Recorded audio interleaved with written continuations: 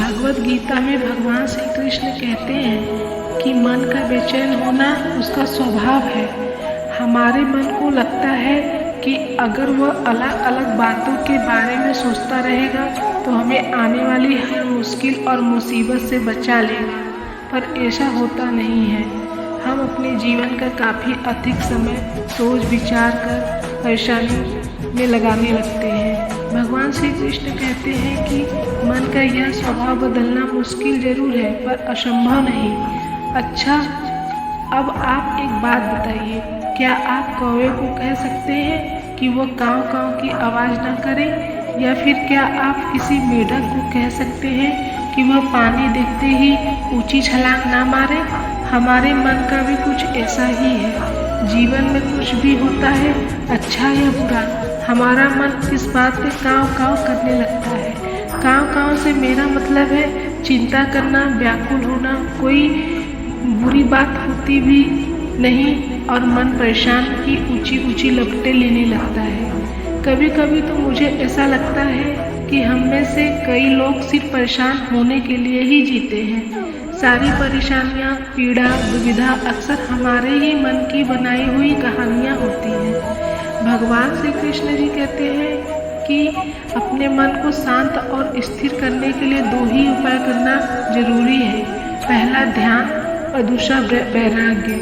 अब आप ध्यान शब्द सुनते ही आप में कई लोग कहेंगे कि आंखें बंद कर सांसें अंदर बाहर लेने से ही ध्यान होता है। यहाँ हम सब गलती कर बैठते हैं। ध्यान का मतलब सिर्फ आंखें बंद कर बैठना नहीं होता, बल्कि ध्यान का मतलब अपना पूरा ध्यान किसी चीज़ पर लगाना और उसे हटने नहीं देना।